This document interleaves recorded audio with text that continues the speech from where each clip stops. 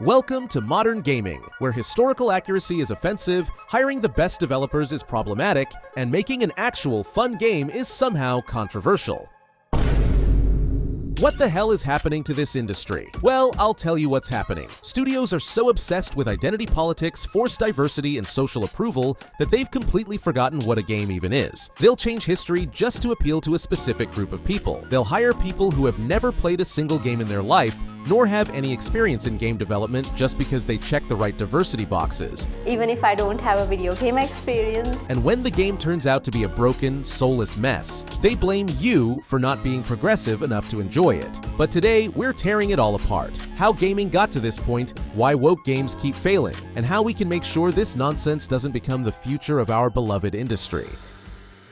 Diversity in games isn't new. We've had strong, well-written characters from all backgrounds for decades. But the key difference? Those characters made sense in their worlds. Today, studios are so obsessed with forcing representation that they don't care if it actually fits the story. Like a black samurai. This concept is as fun as a baby as a minor. The better part is that you have two playable protagonists. One is a black samurai and the other is a female assassin. Man, I can't wait for this game to come out and pay $70 for it. Now, yes, there were historical cases of Africans traveling to Japan, but they weren't samurai. And although the original Hashashin didn't exclude women, but they were spies or informants, not a 17-year-old girl that kills every trained man with tons of armors like cockroaches. I've got a lot of good memories with Ubisoft, but at this point, I feel like the industry would be better off if they just shut down completely. They didn't add these characters because it made sense. They did it because they knew it would spark controversy and generate free publicity. And that's the real game these companies play. They don't care about representation, they care about attention.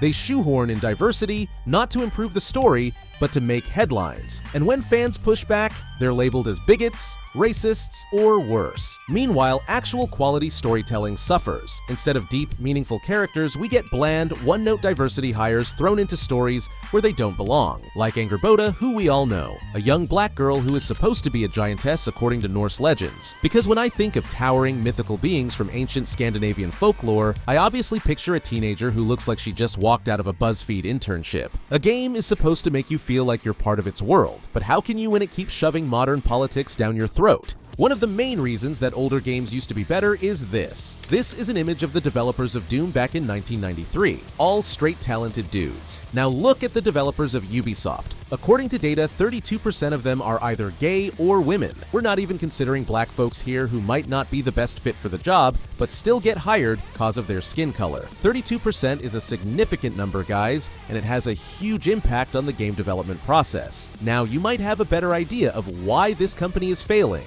In the past, developers were hired because they were the best at what they did.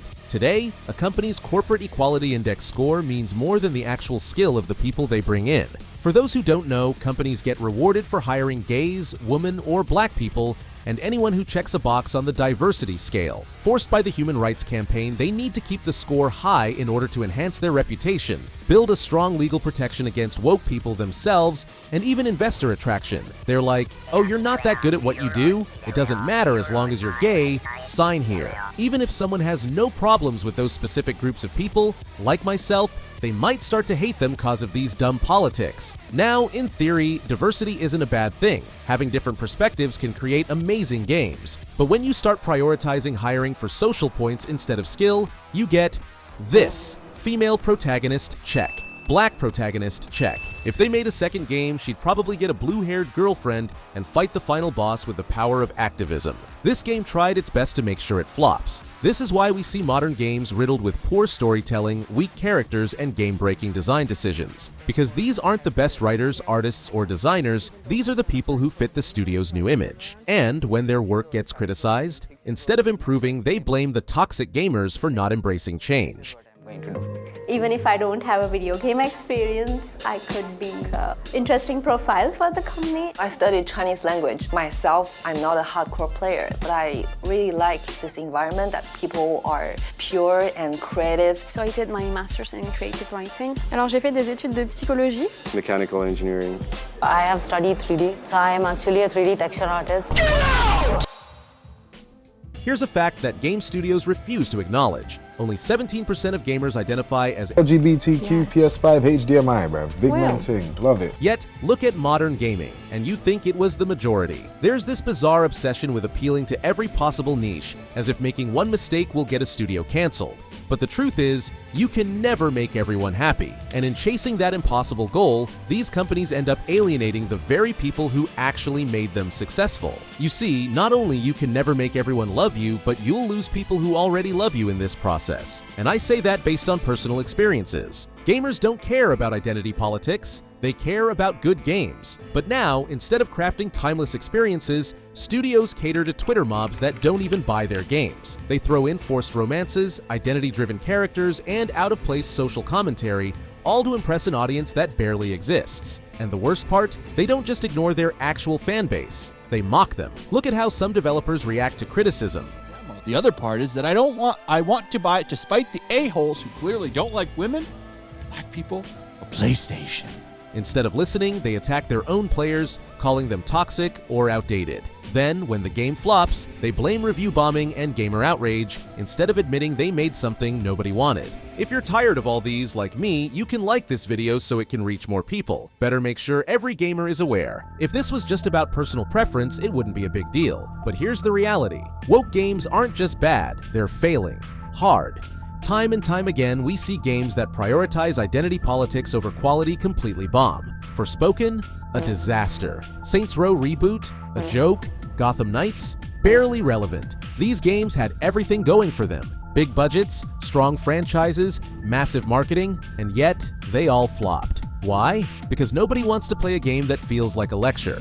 I mean, when was the last time you were excited to go to school and study social-emotional lessons? Meanwhile, games that focus on being fun, like Elden Ring, God of War Ragnarok, and Resident Evil 4 Remake, are smashing records. Games that feel bro-y, masculine, no extra unwanted content, no forced politics, no identity pandering, just pure, well-crafted experiences. And that's the real proof that woke gaming doesn't work. So, what's the solution? Part of it is our own fault, which I'll come back to in a minute, but game studios need to remember why people play games in the first place. To escape, to experience something new, to have fun. Not to be lectured, not to be guilt-tripped, and definitely not to watch some studio check off a diversity quota. The industry needs to go back to hiring based on skill, not identity. They need to stop rewriting history for the sake of headlines. And most importantly, they need to stop attacking their own audience. We are tired of being insulted for wanting good games. Now, as for us, we need to keep pushing back.